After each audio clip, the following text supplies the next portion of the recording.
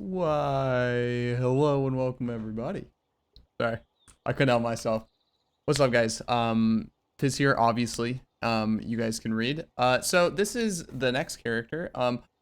So I will be uploading this before part 2 of the Sparker, but I just couldn't help myself. If you like spent any time in my stream at all, I kept talking about Bleed. Really wanted to play Bleed, so Spark episode 2 will come, and then that character will probably be on hold for a little bit while I play this guy, because I just really wanted to try to do something with Bleed and make it work. So who is this? This is Physics, Buff, Melee. Next, Pat, because I ran out of characters.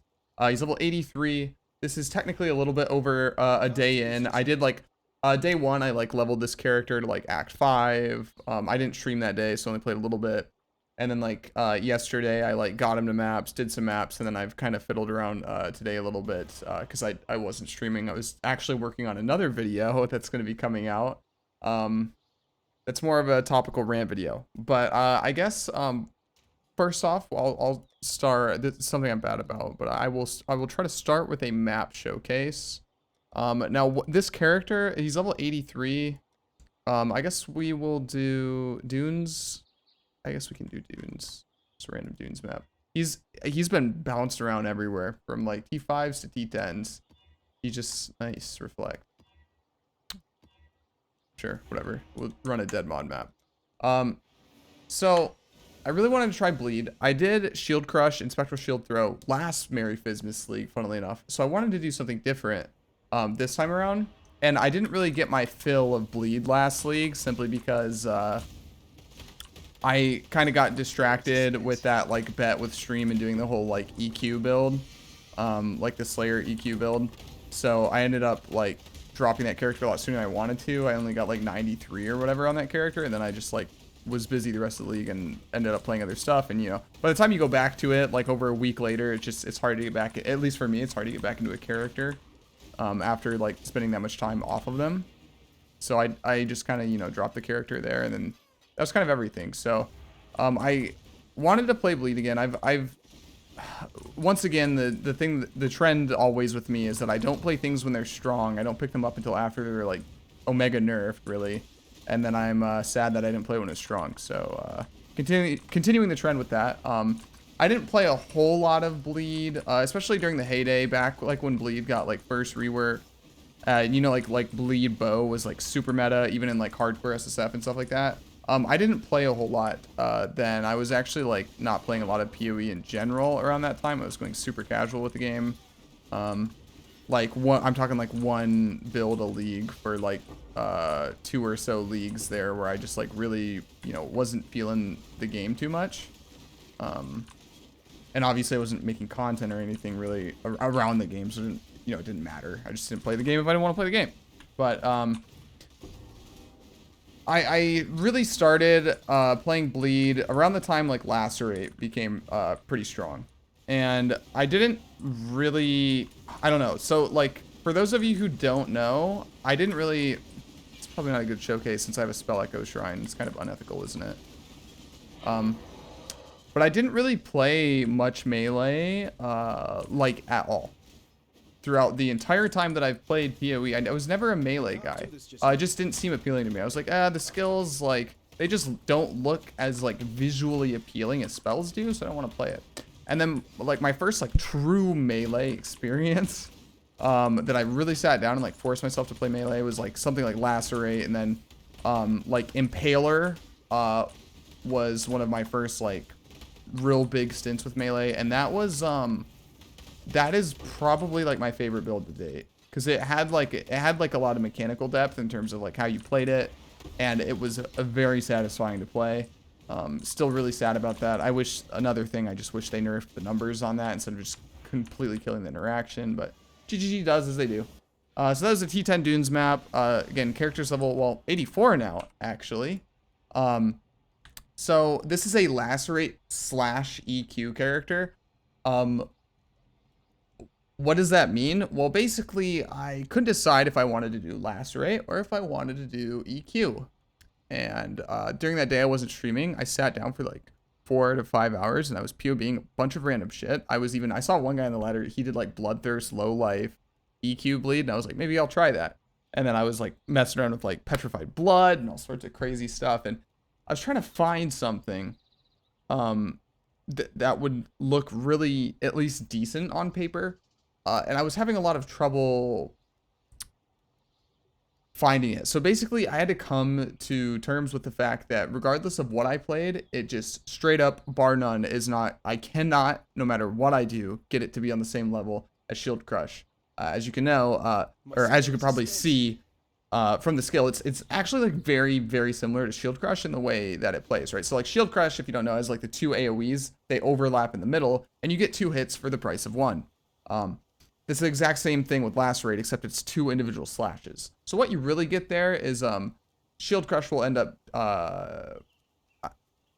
dealing its damage a little bit faster, because like the way that you kind of like play a multi-strike build is multi-strike, excuse me, will actually have a more multiplier with each hit. So you don't want to like stutter step a lot. I have no mana. You don't want to like stutter step a lot like this while clearing, because you're actually doing like no damage when you do that. So the more you can stand still, ironically enough, the more you can stand still with this build, the more damage you'll get. Because like if I just click this once, click, you'll see it repeats 3 times.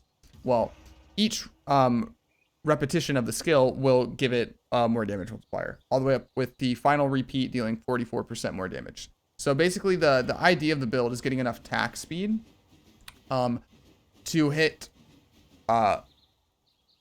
let me see. So like Crimson Dance will give you 8 stacks of bleed, right? And the way ailments work is ailments don't overwrite other ailments unless it is a stronger ailment. This goes for Ignite and everything else, right? So basically the way this works and why attack speed and stuff is so important on things like Lacerate and Shield Crush to an extent as well is you want to get, ideally, 8 final repeats of multi-strike to have your maximum bleed, which means 1 full multi-strike, 2 full multi-strike, 3 full multi-strike. You get it. So you want to get 8 of that final hit and have them on at a time. Right now, my bleed duration is around like 5.5 seconds roughly. So you need enough attack speed and enough duration on your bleed to actually to get as close as you can to like 100% uptime on that. Which like right now, obviously I'm nowhere near it. I don't know if endgame I'm going to be near it, but that is kind of like the idea with multi-strike Crimson Dance bleed builds. So with that preamble out of the way, I was trying to POB between the two, and I was like, I can't decide what I want to do. I'll just POB them both, and then whichever one is better, I'll play. I'll let optimization decide the build.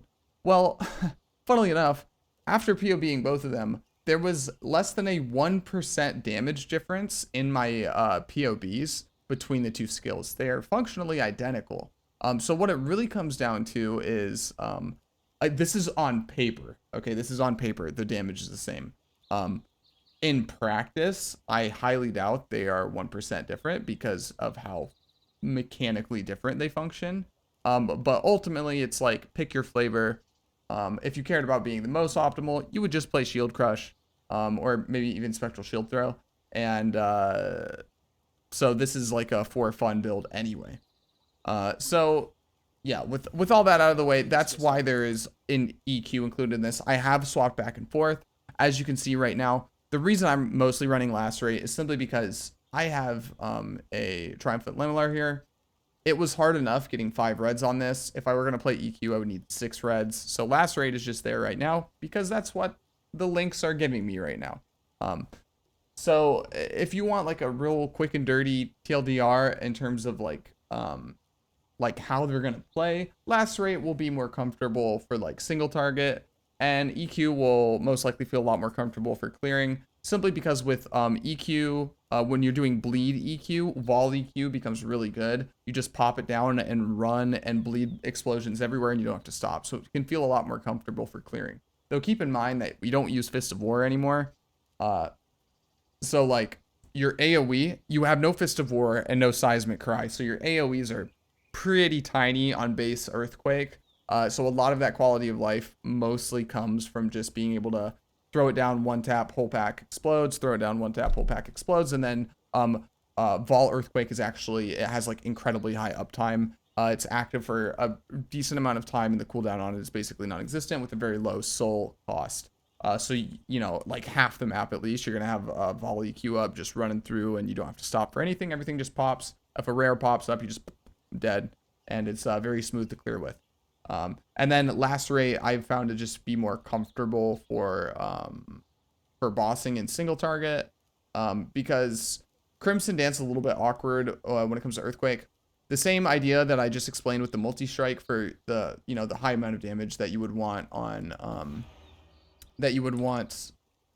for Lacerate is very similar to EQ in the sense that while you aren't using multi-strike, you do have a 1-2 hit in the terms of you have the hit and then you have the aftershock, which is doing all the extra damage with ailments and whatnot from EQ. So you want to get 8 aftershocks, which is going to be pretty tight, considering my current, like I said, bleed duration is around 5.5 seconds. Getting 8 aftershocks in 5.5 seconds is pretty tight. But honestly, it's probably easier when I consider it to get 8 full multi-strikes. But it depends. You're kind of like hard capped with Earthquake, though. You can't just scale attack speed infinitely like you can with Lacerate, because once your attack speed gets too high on Earthquake, you will start overwriting your aftershocks, and you kind of lose damage from that. Technically, you don't lose damage, but it is inefficient. And like, I think there's like technically breakpoints you could go for, because like the idea is like if an aftershock is like, you know, it's got the timer and it's just about to go off, and then you attack again and it resets the timer, it overwrites it or whatever, and then you can like over the course of like 10 seconds or whatever, you will have actually like lost a few aftershocks or whatever. I'm not like real keen on the direct math of it, to be honest, but that's typically how it tends to work. If you go over certain attack speed breakpoints, and I don't remember the formula for it anymore, but it's like very, very basic math to actually find out the breakpoints that you want based on your EQ's duration and your attack speed, to find out where those breakpoints are for you specifically. But yeah, I'm kind of like rambling now on that, but that's why. So you could literally plug and play this exact thing. You change nothing except the links, and you can play this as EQ or Lacerate. I'm just doing Lacerate right now. This character may very well be EQ by the next time you see it. So this whole thing is just going to be Lacerate and EQ. Okay, that's going to be this whole series, unless I like firmly decide on one, which I'm not really sold on yet. So let's I guess let's get into the passive tree first. So there were a ton of different ways that I was thinking of building this.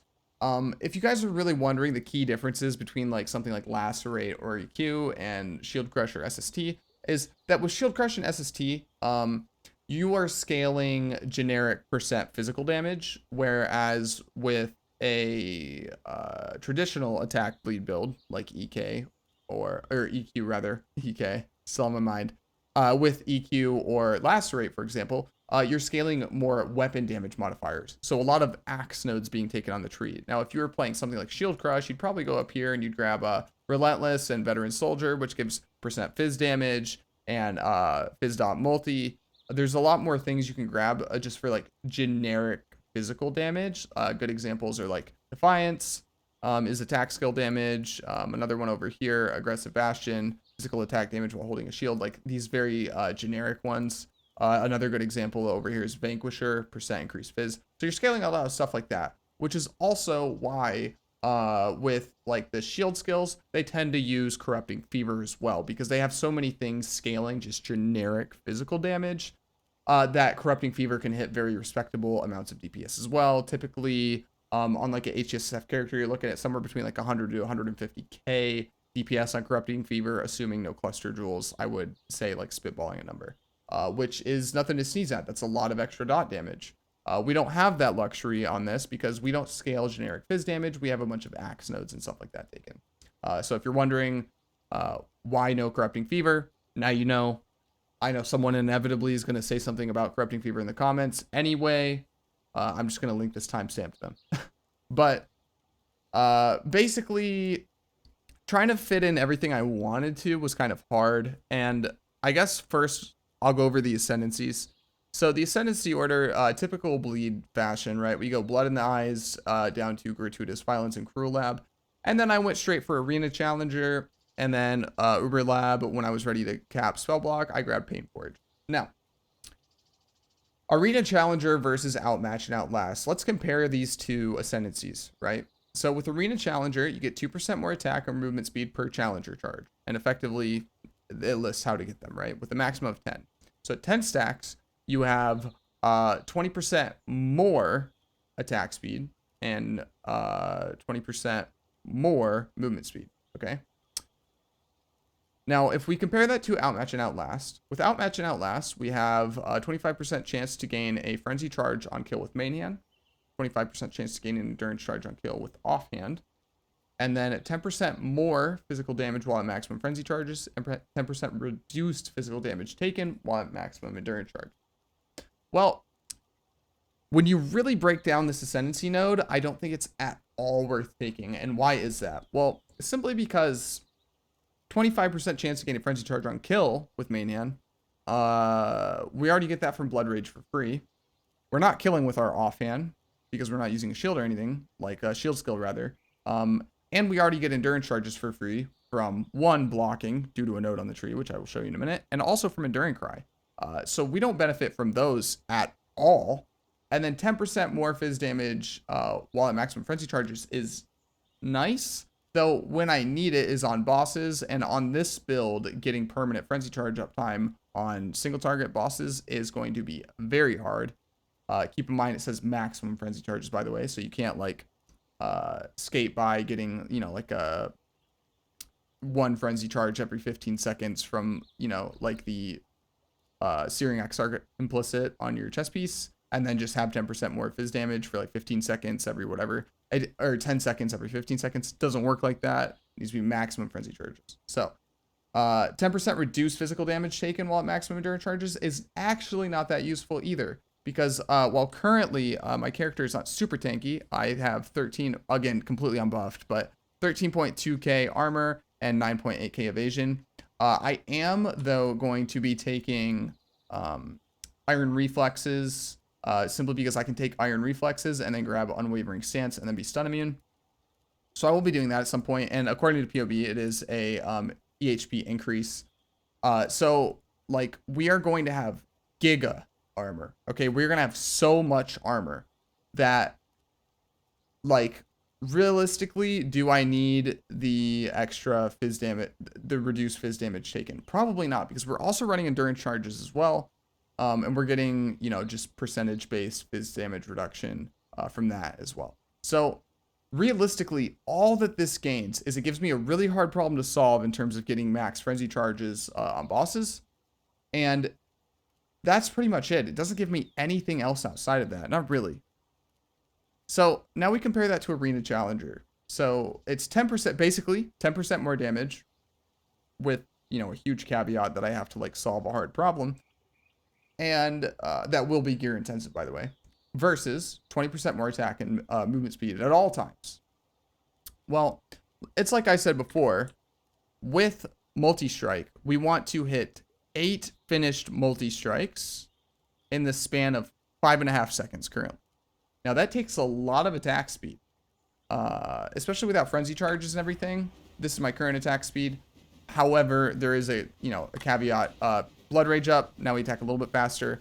I also have Rage. Now I've taken a Rage mastery on one of the axe nodes, and I'll cover that in a second. But basically, attack speed, while it won't give you a increase in damage on like POB or sheet DPS, not really.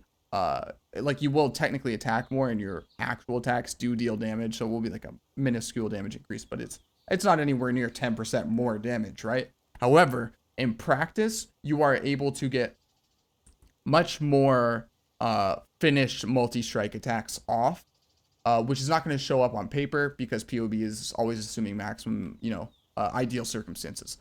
So getting that attack speed is actually a damage increase, even if it doesn't look like it. So now I'm going to go over the Rage and why that's important. So I'm going to cover a very important misconception here that a lot of players have, and they don't, like, they haven't learned this or found this out from anybody.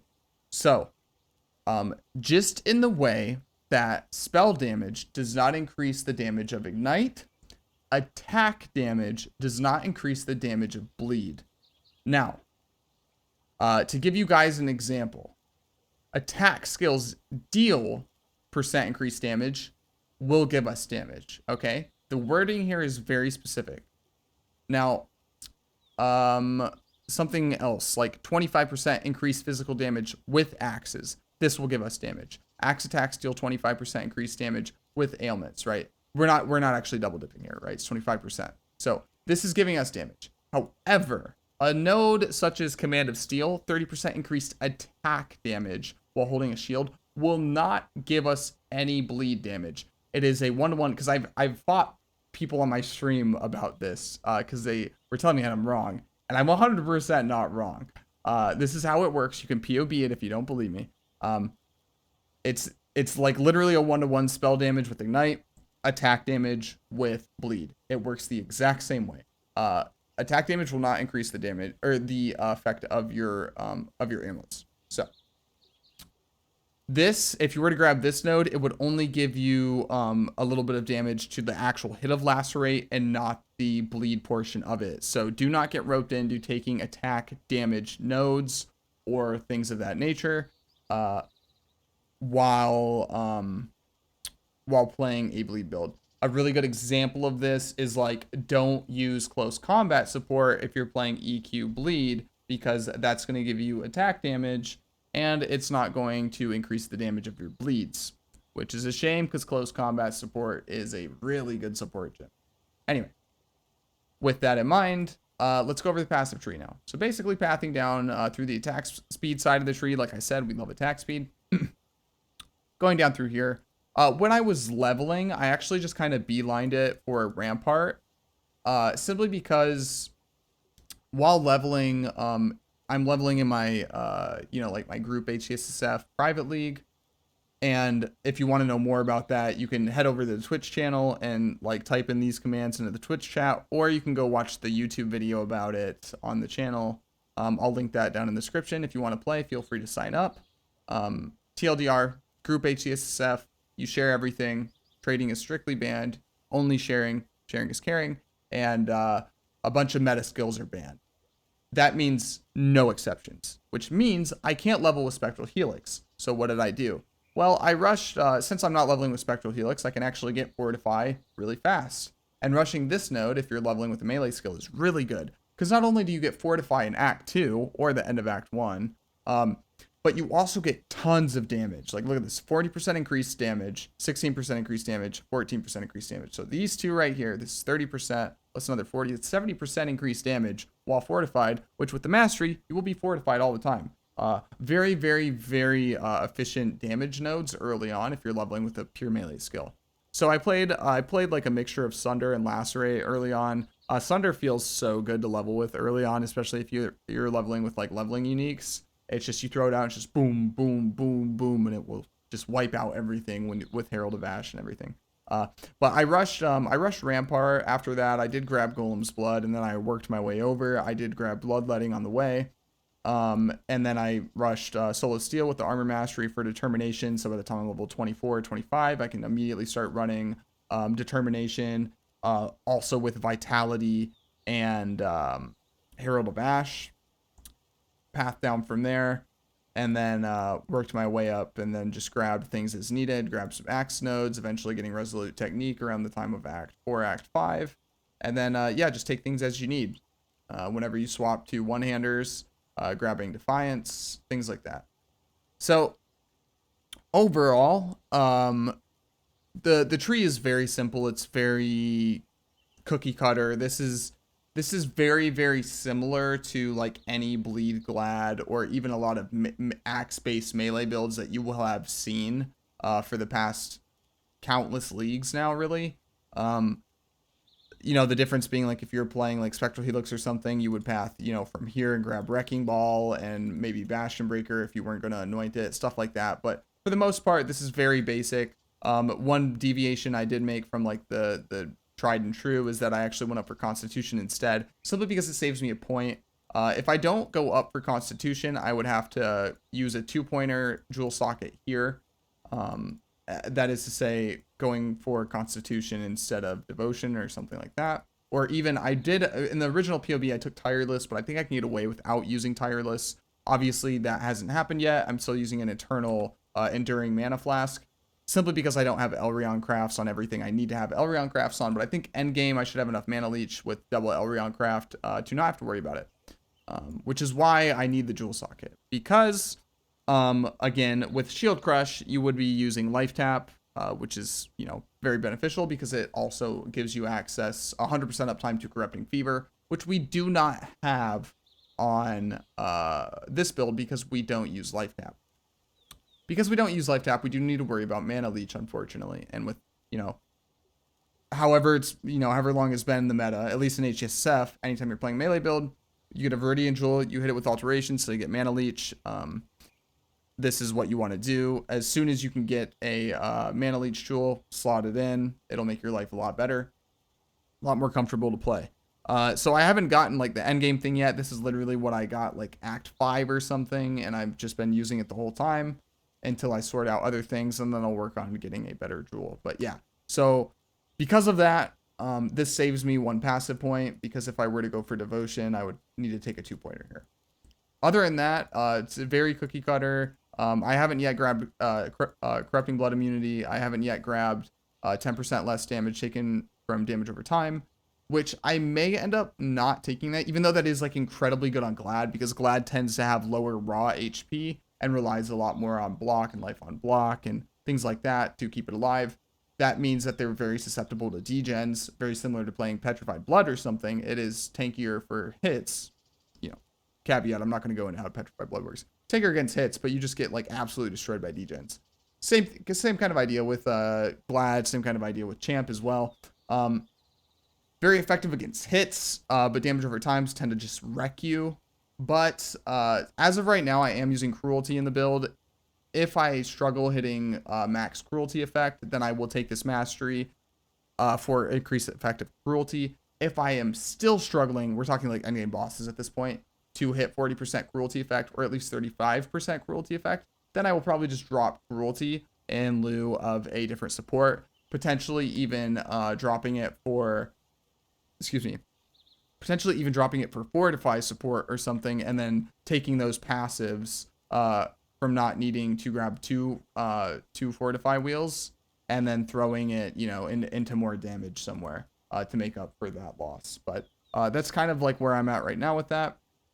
So other than that, I've grabbed Champion of the Cause, you know, typical mana reservation stuff, nothing new there. We do use Call to Arms as well. We have our Enduring Cry on left click. Just good regen, again, helps. Any forms of regen you can get really help. And then Endurance Charge Generation. Now, we also have Endurance Charge Generation from Aggressive Bastion as well, but more sources never hurts. So this is actually pretty effective. They kind of work in tandem, because you will very rarely get 3 Endurance Charges from 1 Enduring Cry, bosses aside, obviously, but while clearing, like you'll Enduring Cry, you'll get like maybe 1 charge from that. Then, you know, there's a slew of monsters, they'll all throw spells at you, and, you know, and you're like running around and you're blocking and whatever, and then like you run through the pack and you know, you kill the pack, and then you just have a bajillion endurance charges, right? So while you're bossing, Enduring Cry is going to give you all your endurance charges that you need, but while mapping, you will basically have 100% uptime on your endurance charges, and you don't need to worry about Enduring Cry, because 10% on kill is actually crazy high for charge generation, and the Enduring Cry itself is very, very good with the heal and the regen. So outside of that, a few other notable masteries that I've taken. I think any bleed build, this is a completely mandatory, no questions asked mastery you have to take. 60% increased bleed duration. If you're not playing Crimson Dance, it's way less useful, obviously. However, in the current age of bleed, basically everything is Crimson Dance. It's a massive increase in damage overall. And Crimson Dance has incredible synergy with more duration. The more duration you can get, the easier it is to keep up your big bleeds. So, other than that, Shield Mastery, 1% chance to block attack damage per 5% chance to block on equipped shield. This is like typical stuff that you will see. And then Bleeding You Inflict deals damage 15% faster. Of course, that's huge damage. This is some of the best damage you can get, is faster application of damage with your ailment. So this will not decrease the duration of the ailment. It's not like it takes you're dealing 100 damage with bleed over 5 seconds, and now you're dealing 100 damage with bleed over 3 seconds. No. What it does is you're dealing 100 damage with bleed over 5 seconds. Now you deal, 100 damage with bleed in 4 seconds, but the duration is still 5 seconds. So you effectively gain damage from that, right? It doesn't decrease the duration. It's not like Swift Affliction, to give you an idea. And to cover it a little bit more, with the Rage, I went over it earlier, but basically the Rage generation just gives us a bunch of more attack speed and move speed. Gives us attack damage too, but we don't really care about that. It increases our, on-hit damage mildly, but that's not giving us any bleed damage.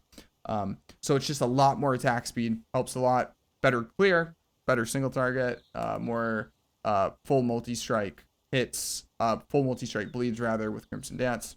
And that's pretty much everything. I don't think there's anything super special here. I would say definitely though. Do note that we are using a Fortify Mastery for melee hits fortifying, but we also, I think this is a mandatory node, 100% increased fortification duration. If you do not have this, because it's like Fortify stacks now, basically the timer at the top, it doesn't really matter, because they all have their own individual timers. So effectively, you never know how many Fortify stacks you actually have like 1 second from now, because they're falling off all the time like crazy. So getting that 100% increased duration is actually huge, because if you don't have this, even if you're hitting really hard, you're going to constantly see your Fortify go from 17 stacks to 12 stacks to 9 stacks to 5 stacks to 10 stacks to 8 stacks to 12 stacks. Like, it's going to be all over the place. It's going to feel terrible. So grabbing this node, like, do not sleep on this. This is a very important node to have by the time you're in maps. Other than that, like I said, I will be grabbing Iron Reflexes and Unwavering Stance. So Maul, I don't know the full name of his account, but Maul, he like always names himself like Maul Shield Bitch or whatever on the ladder, and he's been playing Shield Crush like since it came out, with Bleed like every league. I'm assuming he loves it because he plays it to 100 every single league. I noticed this league he actually went Iron Reflexes with Unwavering Stance. I think it's really good. I plugged it into PoB, just running that setup, and it was a PoB. You have to take like effective HP and PoB with a very, very small grain of salt, because how effective HP and PoB relates to the actual game is not even remotely 1-to-1. It's not even like 0.1-to-1, but it can give you a decent idea. And because of the other defensive layers I have going on the build, which I'll go over in a second, I don't think that, going like with evasion with the hybrid pieces is worth it. I don't really care about the blind. I'm going to have so much armor from this that, I don't really have to care about Fizz. So yeah, with that out of the way, obviously we take Versatile Combatant. This gives you your spell block for free. It's like impossible to get spell block cap on a Glad nowadays, in HCSSF especially, without this. Like obviously there's shenanigans like with Tempest Shield and stuff you can do, but it's really hard. Your tree would look super different, and realistically, the biggest reason you wouldn't want to do that is it's a lot more gear intensive, and you sacrifice a ton of damage on the passive tree to path all the way up here and grab spell damage, or spell block nodes, excuse me. And in hardcore, you have to spend a lot more passives on defense, obviously, and in SSF, you don't have nearly as good gear. So when you combine those two together, we just cannot justify going through all of that, losing like 50% of our damage to get a little bit more block, right?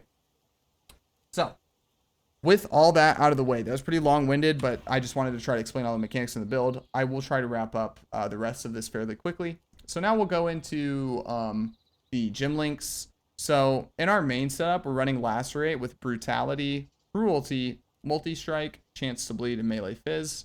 While leveling, I would say your leveling 4-link would be Lacerate, Chance to Bleed, Cruelty, because you get it in Act 2, and then Multi-Strike once you're in Act 4.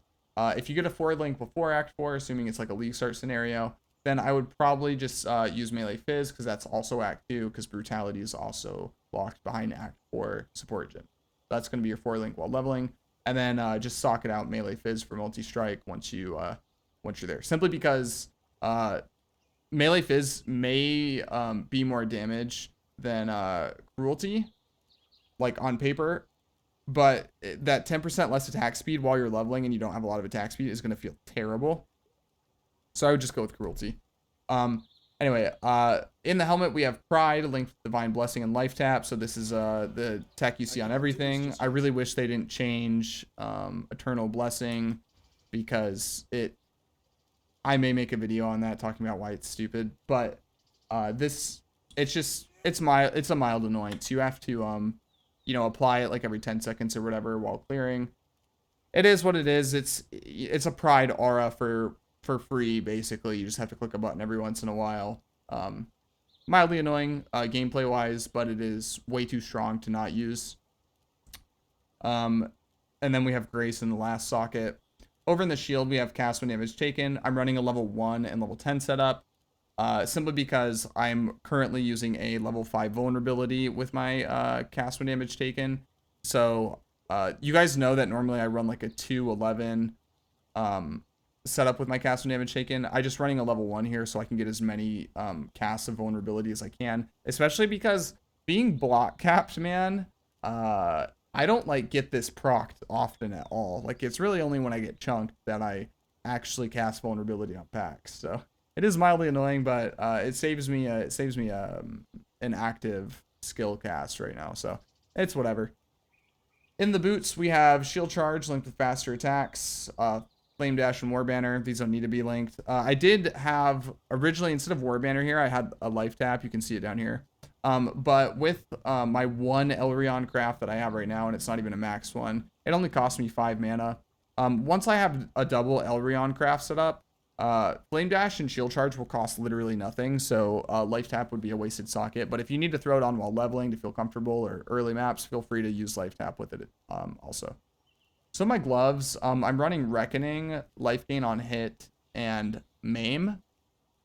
So for those of you who don't know, basically Reckoning, this is like poor man's Shaper Shield, Life Gain on block, right? That's effectively what that is.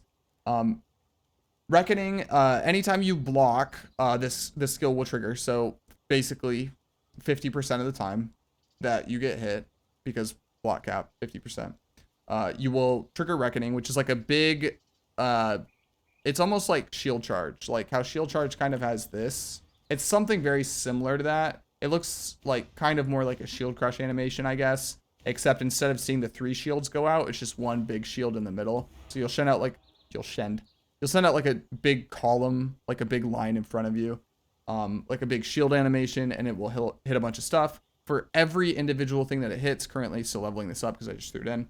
For every individual monster that hits, you get 36 life gained, which is actually pretty chunky.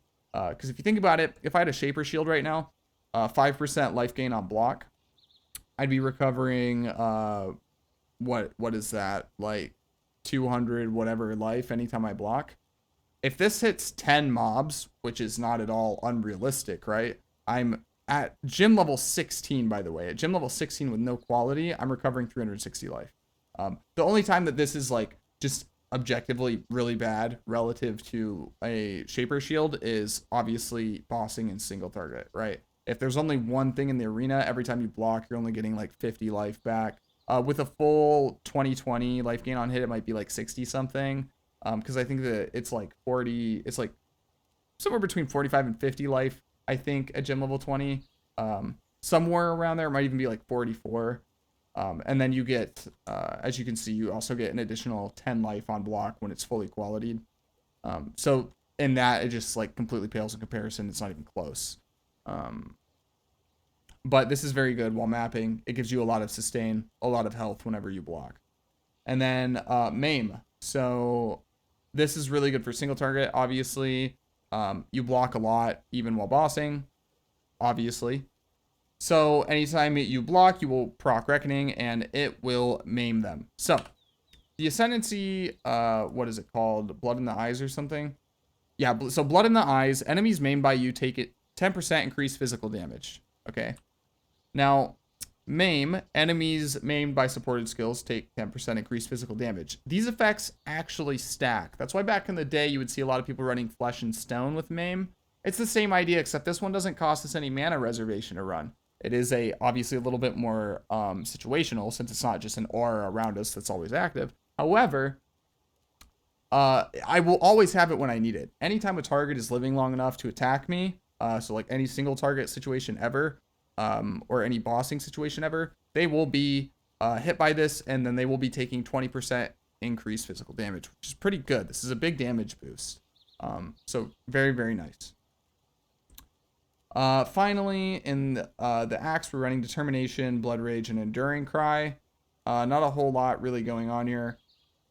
I think ideally, this setup would actually be like in the shield, and then maybe like, I'm trying to think. Maybe I could get away with like not having life tap with Enduring Cry, with a double Elrion setup. Because like, what is this right now?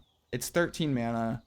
So with yeah, it would only cost 5 mana, so I don't actually need life tap on that. I haven't really decided my final gyms, because I haven't really been following gym setup wise my PoB very closely. There are other things that I could throw down here. I'm pretty sure I could put in Vengeance in here as well, which is another like counterattack skill. I think they're called, the archetype. And that one's not relying on blocking. It's just got like a % chance anytime you get hit. Except that one's not like a line in front of you. Vengeance is like a circle around you, which would be a lot less effective for the way I'm like with Lacerate, because you know this. If I was playing EQ, it would be a lot better. But you can run both of them because their internal cooldowns are not shared, and then you could be getting technically more life gain on hit more frequently. But I haven't really decided what I want to do yet. In this ring, this unset ring, I have Blood and Sand. But I don't need an unset ring for this. It's just, this was blue. I'm out of jewelers and chromes, and this is just a good unset ring that I happen to be using anyway, so I put that in there. But endgame, you want to curse on hit rings, so you would still have like that open socket from not having to waste a socket on vulnerability. But yeah, that's all the links. I will try to like zoom through the last part of this here. Gear wise, okay, so this axe is actually crazy. So I dropped this axe on my Spark Inquisitor doing a hideout. As you can see, it's item level 80. And it was tier 6 attack speed, tier 7 hybrid % fizz, and like a flat amount of cold damage, and it was veiled. Ashling dropped it. It was veiled. Still trying to get Gravicius Craft. And the veiled modifier was a prefix, which, if you don't know, a veiled prefix mod on a weapon is like, a melee weapon is just like 9 times out of 10 gonna give you percent increase fizz. Like, it's almost guaranteed. The mod pool is really small, right? So I knew that it was probably gonna hit this. Spoilers, it did hit this. So I got, you know, basically an Exalt worth, benchcraft worth of % fizz, with a decent, it's tier 7, it's not crazy, tier 7% hybrid fizz. So in total right now, 150% increased fizz, 16% increased attack speed, and then I benchcraft on flat fizz. Not a crazy axe, but it is a very, very good starter axe for maps. And I had this on this character in like Act 8 because it was usable at level 59. So basically, as soon as I got into Blood Aqueducts, a few runs through there, I could throw this on and just shit on everything for the foreseeable future, all the way up now to about to start red maps. This is not, there will be one axe in between this and an Elder axe, I'm sure. After the changes to bleed mods on Elder axes, you don't need, like, an I-83 Elder axe is not mandatory anymore. It's like a 9 to 10% dot multi difference between a I-75 and a I-83 Elder influence axe. So it's not like imperative that it's I-83 anymore like it used to be. You would preferably still want it to be I-83 or at least I-82, because that's when you unlock the highest tiers of % fizz and stuff like that. Or maybe flat fizz, maybe I'm confused. But that's when you unlock the highest tiers of fizz crafts for weapons anyway. But it's, you know, again, it's not mandatory. You can still get like tier 2 and stuff pretty comfortably at lower item levels. That being said, there will still probably be at least one normal siege axe in between this and the next time, or the like end game Elder siege axe that I craft. This is not even the second to final axe that you'll see. So this is like the first axe for mapping. The next thing you'll see is basically I'll try to hit the same thing, except I will want the flat fizz to be forced on via contempts. So if you're not sure how to craft good, easy weapons, melee weapons for like a fizz build, is basically all you want to do is go in and you want to grab contempt essences. Shriekings are the best. You can use screamings, but basically you're just gonna put, you're gonna force essences onto your maps, and then at least grab this one too with amplified energies, so they're a tier higher. This will save you a lot of time. You'll farm up a bunch of contempt essences, and then you will just slam them on the axe over and over and over. And this will force on a good flat fizz roll, right? With a good flat fizz roll forced on, basically you just want like a tier 5 or tier 4% hybrid fizz damage, like right there, the 21% increased fizz and the accuracy rating. You want to get that and attack speed effectively, and then you can exalt craft on 139, I think it is, if I am remembering correctly. It may be 129. It's 129. You can benchcraft this on, and then you have like 180% increased fizz with a good flat roll and attack speed. Obviously, if you get super lucky, you can hit like a tier 1 or a tier 2% fizz roll with the hybrid. But the most important stats are getting that tier 5 or higher hybrid roll, because you can't benchcraft that one on. That is the most important one by far. You can benchcraft on attack speed, albeit much, much lower than what you can roll on the weapon naturally. And you can benchcraft on percent fizz. And theoretically, in the most ideal situation, you would be crafting on percent fizz, because that's like the least amount of things lost. Not to mention hitting a tier 1 or tier 2% fizz roll is very, very hard. Whereas hitting a tier 2 or a tier 1 like attack speed is actually pretty easy relatively. So yeah, that's how you would craft your axe. So that's basically what I'm going to do. The next time I get a siege axe that's a decent eye level, I'm just going to throw these on it and look for these, basically these same mods, except this fizz damage will be innate to the item and it will be higher, right? But yeah, that's the axe. That's how you would craft your axe. This is a helmet. It's basically just life, open prefix, so I crafted on hybrid life. It's got cold and chaos. Eventually, I'm going to try with this build to get full spell suppression capped, and obviously attack and spell block cap. But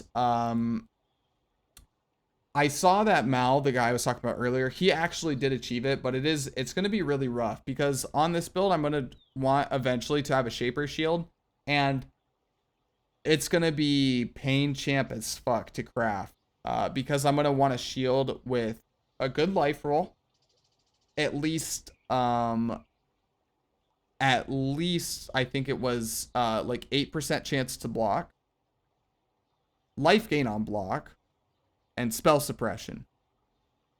That's going to be hard. That's going to be hard to hit all of those mods, man. I am scared. That's going to be endless harvesting. But if I hit it, it's going to be crazy. Just even getting a Shaper Cardinal Shield specifically is going to be a monumental task in and of itself. But yeah, that would be the endgame shield. This is what I'm using right now. It rolled a really fat chance to block, which is really nice. The reduce extra damage from crit strikes is nice, because I haven't taken that mastery yet. Overall, pretty decent shield. I'm very happy with this for now. Moving down, worm scale boots. These are okay. These were actually, I think these were given to me by someone who didn't need them anymore, and then I just crafted on life, because it is a hybrid life craft. So the end result is we actually get, what is that, 60, so like 75 life or so, and 75 life, decent amount of move speed, a little bit of res, and some spell suppression. So I think currently right now I'm sitting at 39% spell suppression. Yeah, 39, and then obviously I'm running a Quartz Flask while mapping, so 49 while mapping. That's not bad, especially considering attack and spell block cap as well. Hovering over our gloves. These gloves are pretty good. I just hit these recently.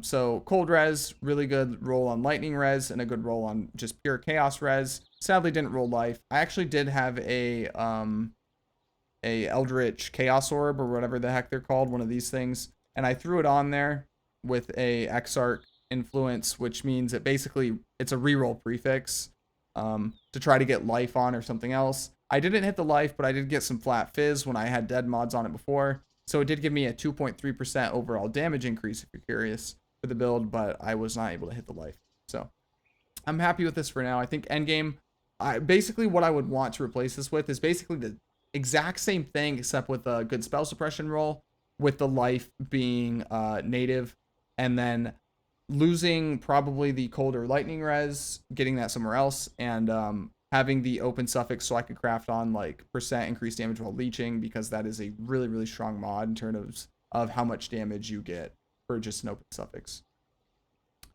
Moving on to the rings. This ring is like okay. It's like tier 3, I think. Yeah, tier 3 life.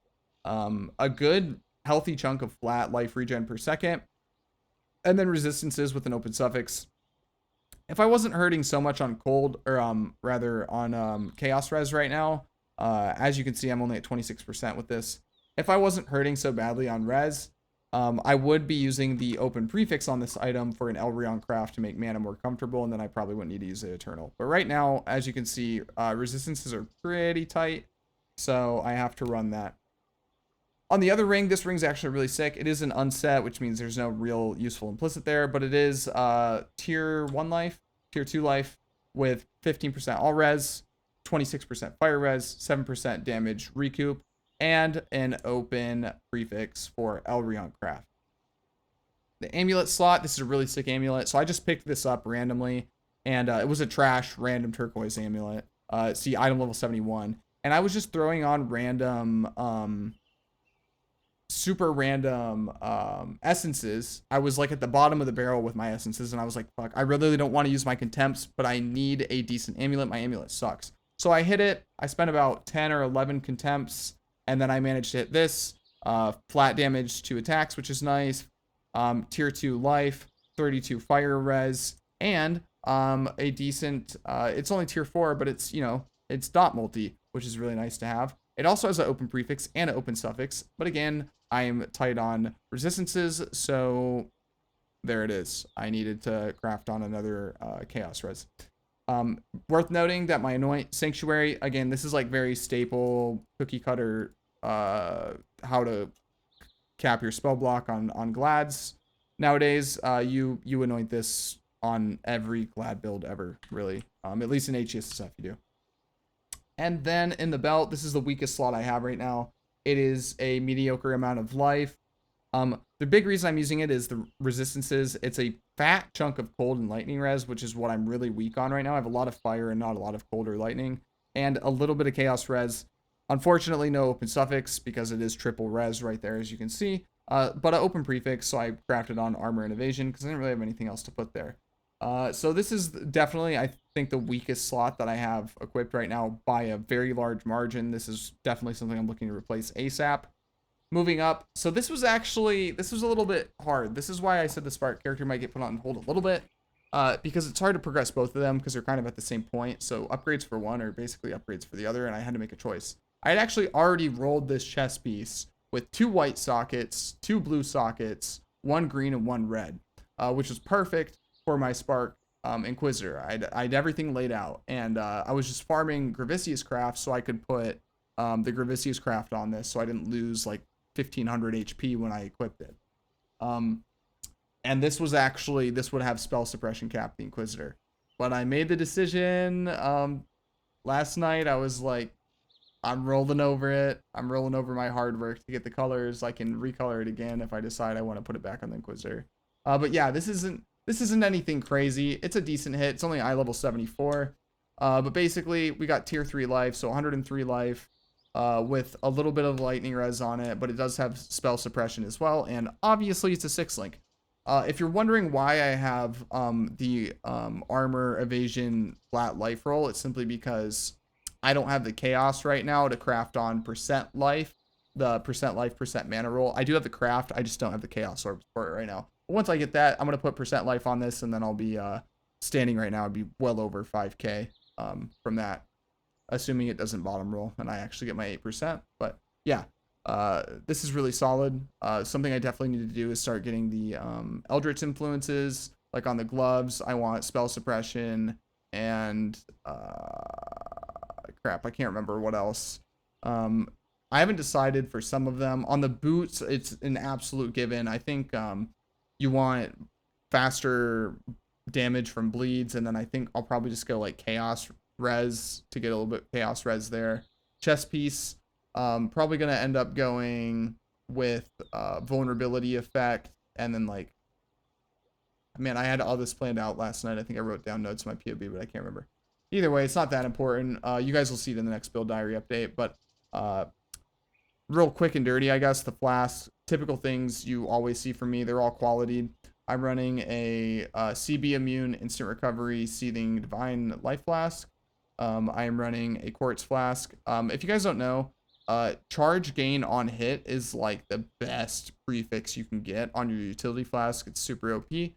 So if you can get that, get it. So on this, I'm using percent increased evasion rating during flask effect. On my granite, it's again charge gain on hit. I was getting lucky. Reduce effective shock. On my quicksilver, I'm running a dead mod prefix with reduce effective curses, and then an enduring again. And the shock doesn't really matter. It's just it happened to roll on it when I got the enduring. So my last flask, if you're curious what I'll replace the mana flask with, will be a jade flask, which gives evasion, which obviously once we take iron reflexes will just be a second granite flask effectively. Except on that one, I will be rolling that one for basically what you see here, except increased armor during flask effect. I want increased effective armor on this one too, but I hit the charge gain on hit, and I was like, good enough. But yeah, I think that's everything. That was a pretty long one for the most part. The only like closing notes I can really go over is if you guys didn't catch it while playing, basically how to play the build is you do kind of have to swap between stances. One annoying thing with the changes, it's like a good and bad thing, because like back in the day you would just always stay in blood stance with Lacerate, because Lacerate is very infuriatingly designed for some reason where like all of its damage is locked behind blood stance. You do 84% more damage while in blood stance, and then all you get in stance is AoE, which is really annoying design. Honestly, I think Lacerate should just be, I think you should at least have some more bleed damage when in stance instead of literally none, because it makes it so unless you're playing like softcore trade and you're like giga juicing your damage, it's just like basically not ever optimal to use it. However, they kind of forced us into using it, because while mapping, at least right now, you only have a 25% chance to gain a challenger charge on hit on a rare unique when in blood stance, but anytime you kill anything in stance, you get the charges, which means if you want to have your challenger charge uptime, you basically have to be in stance, which means while you're mapping, you're going to be doing a lot of stuff in stance, and then when you get to a tanky rare or something, you'll swap to blood, and it is what they originally intended, I guess, constant swapping between the stances to get your damage. So it is being played, I guess, as they intended, but it is actually annoying that nowadays you can't just stay in blood stance, because it means like before you just got way more damage out of the skill innately because you were just always in blood stance. You can't really do that anymore because you know, the best ascendancy to take is challenger charges, and to have any uptime on it, or at least have full uptime on it, you need to be weaving between the stances. And then other than that, you upkeep Pride, and then whenever you get to like a tanky rare, tanky essence monster, the map boss, you will throw down War Banner, which will give you Adrenaline, which gives you like a bunch of damage, some defense, and then a ton of attack speed for a short time, so you can burst down the map boss. But that's everything. I tried to rush through the end there because we were about to hit an hour on this. People who watch are goated. Yeah, there will be timestamps as always. You guys just skip around and see whatever you want. Anywho, at the very end here, I'm going to plug again the private league if anybody wants to play. If you're like burned out on Gauntlet already on day one, or you're not planning on playing Gauntlet and you're looking for something to do, feel free to join the private league. Like I said, there will be a video link down below if you want to watch the YouTube explanation of the rules and everything, and sign up there. I'll put a direct link to, actually no I won't, because I feel like some people might just click it, not read the rules, and then there could be drama there. But you can either go to Twitch and look at the text rules here. You can join the Discord. The rules and stuff are in the Discord. Feel free to ask around as well. And then the YouTube video. So whatever way you want to get that information, how to sign up and everything else, yeah, feel free to join. And if the slots fill up or whatever, I'll buy more slots. We're still very, very early into the private league, by the way. It's like we're only like 4 days in or something, and it's a 20-day league. And I will extend it an extra 10 days if people want to keep playing, and if I want to keep playing. If no one else is playing and I'm the only one playing, but I don't feel done with my character, I'm gonna extend the league. But yeah, other than that, I think that's it. I do have a few videos coming out. I have a more like long form video that I'm working on that will be out in the next few days. Spark episode 2 will be out tomorrow, should be. So keep an eye out for that. And I have quite a big list now that I've been like playing a lot of PoE again. I have quite a big list of topical things that I want to talk about.